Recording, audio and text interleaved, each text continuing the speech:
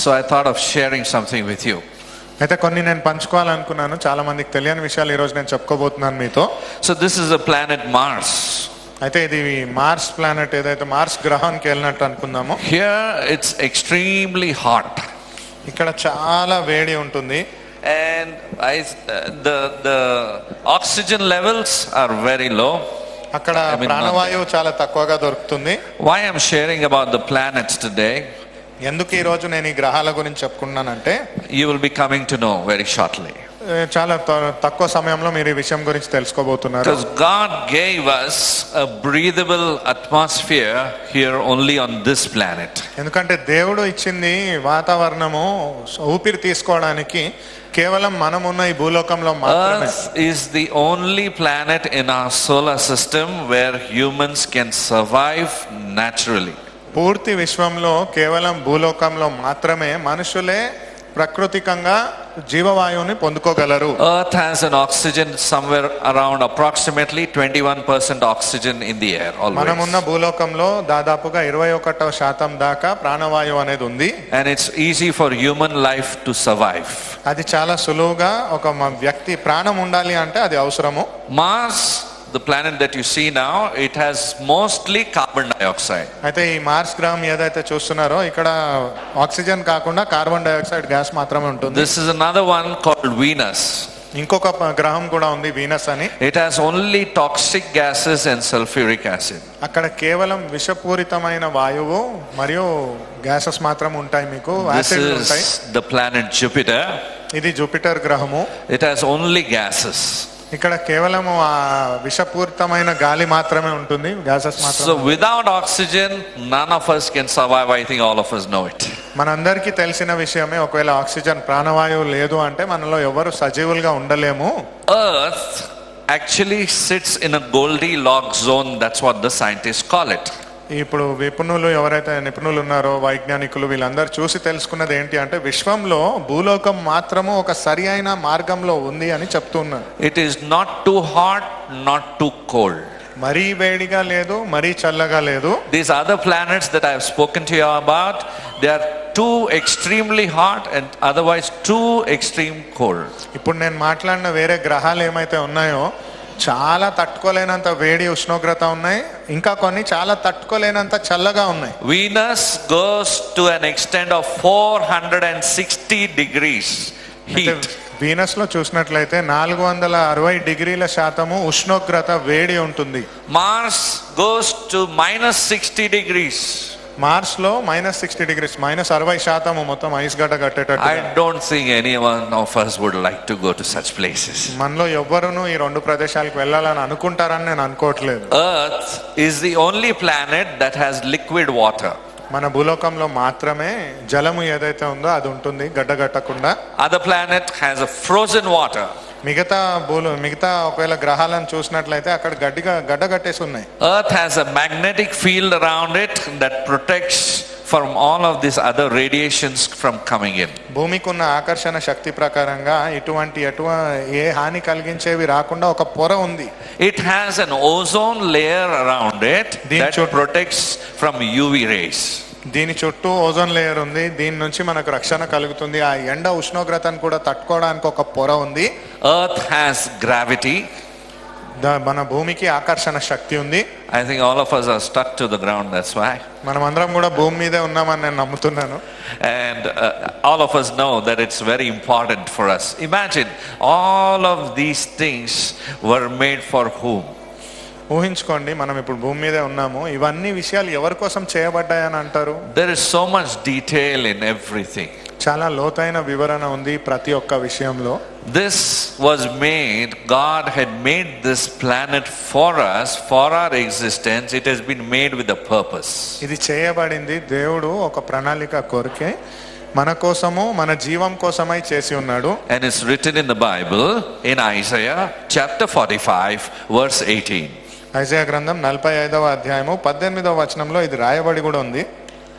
Shall we read it? చదువుదామా మరి?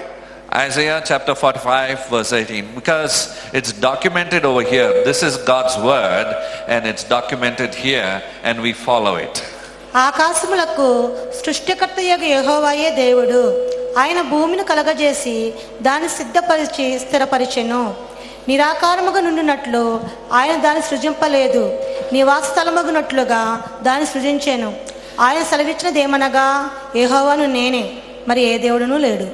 For thus says the Lord, who created the heavens, who is God, who formed the earth and made it, who has established it, who did not create it in vain, who formed it to be inhabited. I am the Lord, and there is no other. Did you hear the words? ఈ మాటల్ని గమనించారా శ్రద్ధ వహించి? I created it, he says. నేనే సృజించున్నాను అని చెప్పాడు. I created it intentionally, he says. ఉద్దేశపూర్వకంగా సృష్టించానని చెప్పాడు. There is a reason behind that creation, he says. ఆ సృజనాత్మకత వెనుక ఒక కారణం ఉందని ఆయన Towards the చెప్తున్నాడు. end part of that verse, he says, I am the Lord and there is no other. ఆ వాక్యం అంతంలో చూసినట్లయితే ఆయన సెలవిచ్చున్నది ఏమనగా, యెహోవా నేనే, మరి ఏ దేవుడునూ లేడు. When it comes to man, man has this curiosity built within him by default that he wants to know God. మనిషిలో చూసినట్లయితే సామాన్యంగానే ఒక కుతూహలం ఉంటుంది, దేవుడు ఎవరు అని తెలుసుకోవాలని. And because of this hunger, he goes running here and there and trying to find his own kind of a God. అయితే ఈ దేవుడి కొరకైన ఆకలి వలన అక్కడిక్కడ వెళ్తూ దేవుడు ఎవరు అనే వెతుకులాటలో ఉంటాడు. But we need to remember that the creation happened in order. కానీ మనం గుర్తుంచుకోవాల్సిన విషయం ఏమిటి అంటే, ఈ సృజనాత్మకత అనేది కూడా దేవుడి సృష్టి ఒక క్రమంగా అయింది. As we see the planet Earth, it has so many compatible things around us. మనం చూసినట్లయితే ఈ భూలోకంలో కూడా మన చుట్టూ ఎన్నో విషయాలు మనకు అనుకూలంగా ఉంటాయి. Earth is not just a place for habitation, but it is built with a purpose. భూలోకం అనేది కేవలం ఫలించడానికి లేదా మనిషి బ్రతకడానికి ఒక ప్రాంతం అని కాదు, కానీ దేవుడు చిత్తానుసారంగా మన కోసం ఏర్పరచబడిన ఒక స్థలం. Other planets also exist, but the Bible doesn't speak about other planets. అనేకమైన గ్రహాలు కూడా ఉన్నాయి కానీ ఈ సృష్టిలో, కానీ బైబిల్ గ్రంథంలో వేరే ఏ గ్రహం గురించి మాట్లాడడం మనం చూడట్లేదు. God speaks about human beings. God is speaking about the planet Earth. దేవుడు చూస్తున్నది మనిషి గురించే మాట్లాడుతున్నాడు. ఏ గ్రహం గురించి అంటే మనమున్న భూలోకానికి If మాత్రమే. you notice, he used the material called Earth and he made us. మీరు గమనించినట్లయితే ఈ భూలోకంలో ఉండే భూమిలో ఉండే మట్టిని తీసుకొని ఆయన మనల్ని సృష్టించి ఉన్నాడు. So he made this all with a purpose. అయితే మన అందరినీ సృష్టించింది, ఇవన్నిటిని ఆయన ఎందుకు సృష్టించాడు అంటే ఒక ప్రణాళికను కలిగి. Amen. Amen. Some more details can I share with you? ఇంకా కొన్ని విషయాలు నేను మీతో I'll పంచుకోవచ్చా? be sharing quickly. I won't drag it. Don't worry. నేను మిమ్మల్ని రాయమని చెప్పాను. It's really interesting when you keep learning something beautiful. What an amazing creation. Today, in the fast-paced lifestyle that we live in, we don't have time to look at such beauty that God has made for us. ఇవి చాలా అందమైన విషయాలు నేను మీతో పంచుకునేది. ఇప్పుడున్న వేగవంతమైన ప్రపంచంలో కదా, మనకు నిజంగా దేవుడి సృష్టిలో ఉన్న అందాన్ని కూడా చూడడానికి సమయం అనేది లేనే లేదు. Did you know that the planet Earth, it sits in a perfect position? There is a reason for that position also that God has given to it. మీరు గమనించినట్లయితే మన భూలోకం కూడా సూర్యుడి నుంచి ఉన్న దూరం కూడా ఒక సరి అయిన ప్రాంతంలోనే దేవుడు దాన్ని నియమించి ఉన్నాడు. 10% difference in the location, the life on earth will be destroyed. ఒకవేళ 10% కానీ మన భూలోకం సూర్యుడి దగ్గర కానీ సూర్యుడి దూరంగా కానీ వెళ్ళినట్లయితే ఇంకా అక్కడ జీవం అనేది ఉండనే ఉండదు. 10% change in the rotation speed of the earth, life will be destroyed. అది మన భూలోకం తిరిగే వేగంలో కూడా 10% కానీ వేగం ఎక్కువ తక్కువ అయినట్లయితే జీవం అనేది ఉండదు. There are so many details I took down, but I think this itself is blowing off the mind. మీతో పంచుకోవాలని ఇంకా అనేకమైన విషయాలు నేను రాసుకున్నాను, కానీ ఇవి చదువుతూ ఉండగానే నేను ఆశ్చర్యచకితుడినవుతున్నాను. So our earth is the only planet with the perfect combination of the conditions that human can live. అయితే భూలోకం మాత్రమే సరి అయిన వాతావరణం కలిగిన ఒక ప్రాంతము మనిషి జీవితంలో బ్రతకడానికి, జీవించి ఉండడానికి. And the biblical aspect, if you notice, అయితే బైబిల్ ప్రకారంగా ఇది మీరు గమనించినట్లయితే ఒక అంశము, in Job chapter 26 verse 7 it is written, యోబు గ్రంథము 26వ అధ్యాయము 7వ వచనంలో రాయబడి ఉంది, that the earth is suspended on nothing. యోబు గ్రంథం 26వ అధ్యాయము 7వ వచనం. Job chapter 26 verse 7. Anybody? యోబు గ్రంథము 26వ అధ్యాయం 7వ వచనం. He stretches out the north over empty space. He hangs the earth on nothing. This was written 2000 BC. I mean, before Christ was born, scripture records it. And the scientists came to know in just a century past, or in the 16th century, they came to know that the earth is round. Earlier to that, they felt that the earth is flat. And there were different kind of, discoveries. అయితే దీంట్లో తెలుసుకున్న విషయాలు ఎన్నో శాస్త్రవేత్తలు కనుక్కున్నారు.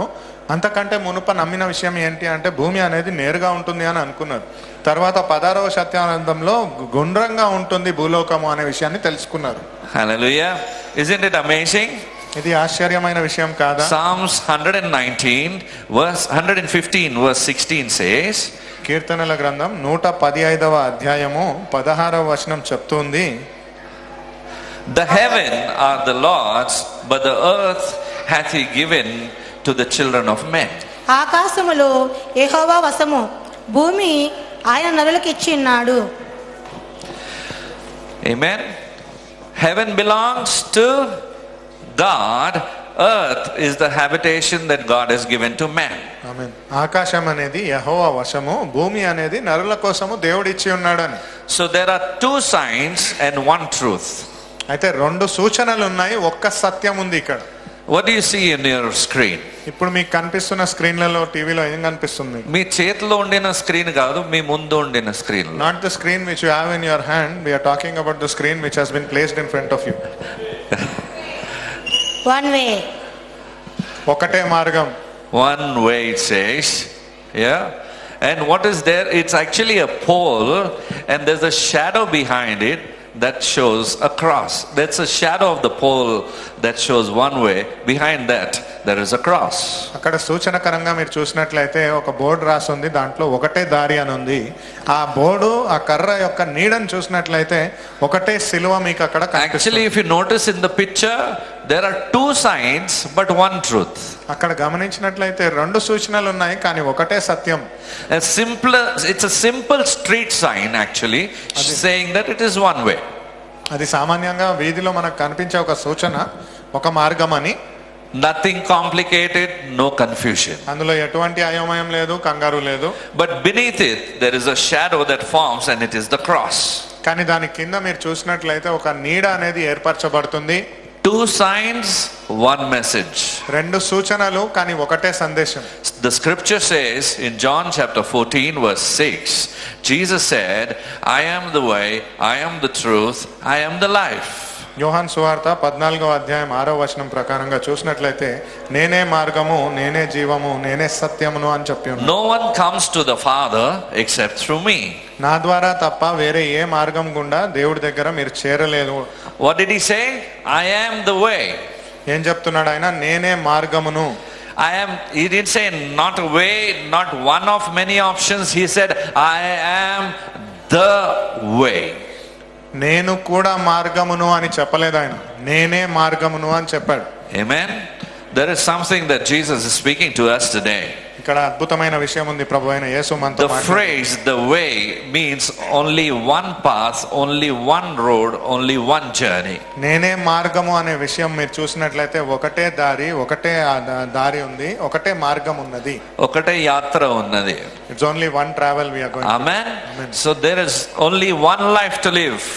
ఒకే ఒక్క జీవితం మనం బ్రతుకుతాం here on this earth. ఈ లోకంలో. Amen. Amen. The world says find your own way, follow your own truth, and there are many paths that lead to heaven.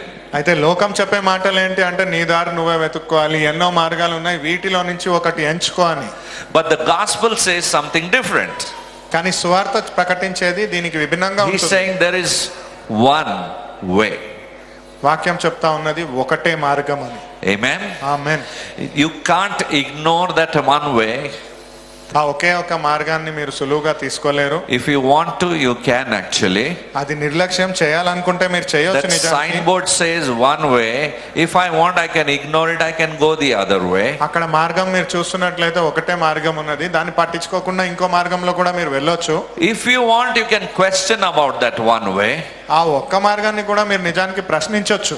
And you can sometimes, even some people might think, I can try another route. No, why that one way only I should follow? ఇంకా అనుకుంటే కొంతమంది చెప్పుకోవచ్చు కూడా మాటల ప్రకారంగా, ఈ దారిలోనే వెళ్ళాలని ఏముంది, ఇంకో మార్గం కూడా నేను ప్రయత్నం చేయొచ్చు కదా. Sometimes we see that direction, take right. So we feel, why should I take right? I will take left. కొన్నిసార్లు మనకు అనిపించినప్పుడు కుడి వైపున వెళ్ళండి అంటే, ఎందుకు కుడి వైపున వెళ్ళాలి, ఎడమ వైపు కూడా వెళ్ళొచ్చు కదా. Some of us like to explore, you know. మనలో కొంతమంది పట్టించుకొని అలా వేరే మార్గంలో వెళ్తే ఏం కనిపిస్తుందో But the good చూడాలనుకుంటాం part కదా. is the earth is round. కానీ మంచి విషయం ఏంటి అంటే భూలోకం అనేది గుండ్రంగా ఉంది. I told you, I shared just some time back, the earth is the only place where you and I can live.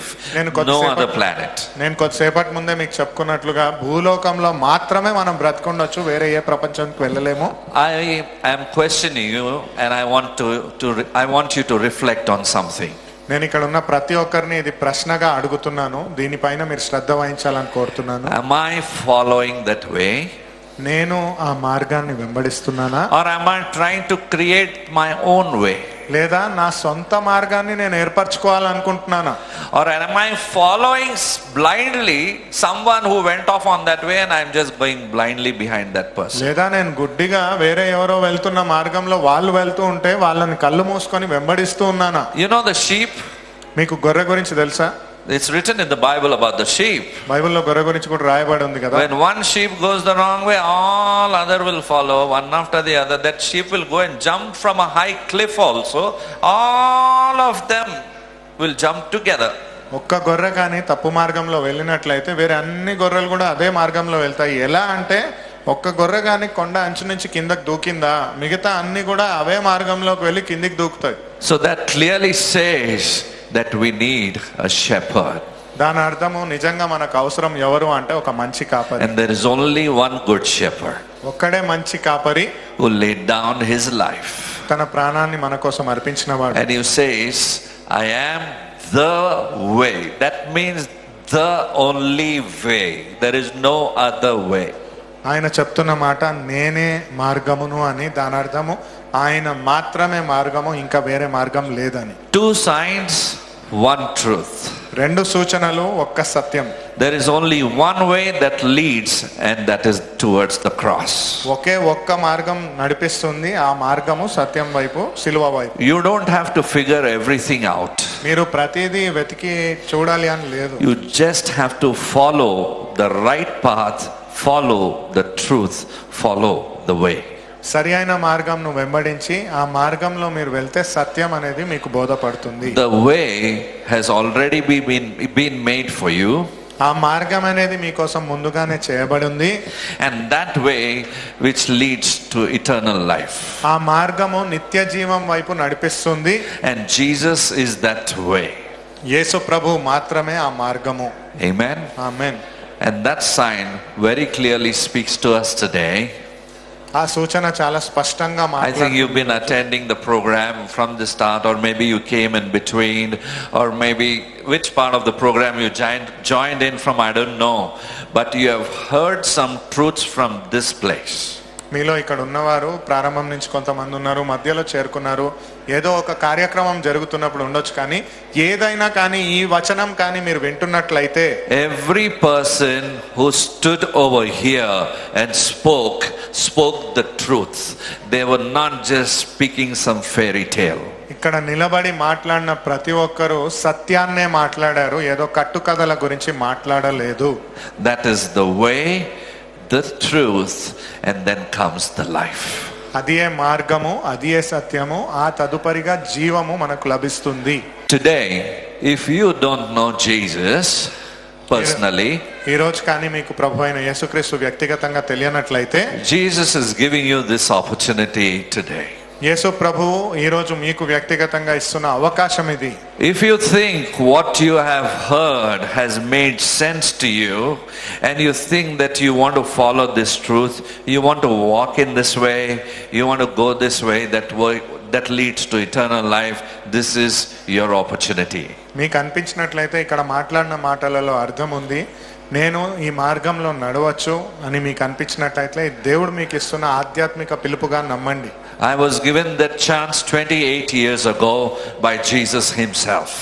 నా జీవితంలో 28 ఏళ్ల క్రితము ప్రభు అయిన యేసుక్రీస్తే నాకు అలాంటి ఒక అవకాశాన్ని ఇవ్వడం జరిగింది. And a personal encounter with the Lord.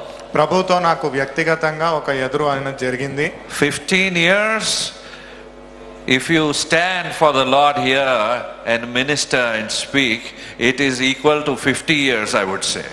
15 సంవత్సరాలు ప్రభు అయిన యేసుక్రీస్తు పరిచర్యలో కానీ నేను ఉన్నట్లయితే నా జీవితంలో ఇది 50 ఏళ్లతో సమానమని నేను చెప్పగలను. The experience that you get through the Spirit of God, the maturity that you get through the Spirit of God, the life that flows through the Spirit of God is far intense, far deeper, and it takes you into deep waters. దేవుడి యొక్క వాక్యంలో దేవుడి యొక్క ఆత్మ ద్వారా పొందుకున్న అనుభూతి కానీ లేదా వాక్యంలో పొందుకునే అనుభూతి జ్ఞానం ఏదైతే ఉందో ఇది లోతైన సముద్రంలో తీసుకెళ్లినటువంటి తీరు. Amen. Amen. There are some fishes who are found very deep inside. సముద్రంలో చాలా లోతుగా వెళ్తేనే కొన్ని చేపలు ఉంటాయి. They don't struggle, they don't bother what's in the outside world happening on the top, which war is happening, whatever is happening. ఆ లోతుగా ఉన్న చేపలు సొర లాంటి పెద్ద చేపలు ఏమైతే ఉన్నాయో బయట ఏం జరుగుతుందో వాటికి సంబంధం లేకుండా ఉంటాయి. People who go deeper with the Lord will be concerned about the presence of the Lord. దేవుడిలో చాలా లోతుగా ఉండేవారు కూడా అలాగే దేని గురించి ఆలోచిస్తారు అంటే దేవుడి సన్నిధి గురించి మాత్రమే. They are concerned about the things of the spiritual. వారు ఆధ్యాత్మికమైన విషయాల గురించి మాత్రమే ఆలోచిస్తారు. And today the Lord Jesus is calling you out. అయితే ఈ రోజు ప్రభు అయిన యేసుక్రీస్తు మిమ్మల్ని పిలుస్తూ ఉన్నాడు. There is a purpose behind your existence. మీరు బ్రతికి ఉండడం వెనుక కూడా ఒక ప్రణాళిక ఉంది, ఉద్దేశ్యం ఉంది. And that purpose you need to fulfill for what God has called you for. ఆ యొక్క ప్రయోజకత్వం ఏమైనా ఉంది అంటే దేవుడి కోసం పిలువబడిన పిలుపు కోసం మీరు ఉండగలగాలి. Amen. Amen. So I want you to close your eyes for a moment ఒక్క క్షణం పాటు కళ్ళు మూసుకోవాలని నేను as we కోరుకుంటున్నాను. move into the time of prayer. ప్రార్థనలో మనం And అంగీకరించబోతుండగా I request the children to please be quiet, and even the youth and everyone, because this is the time that we're going to join our hearts in prayer.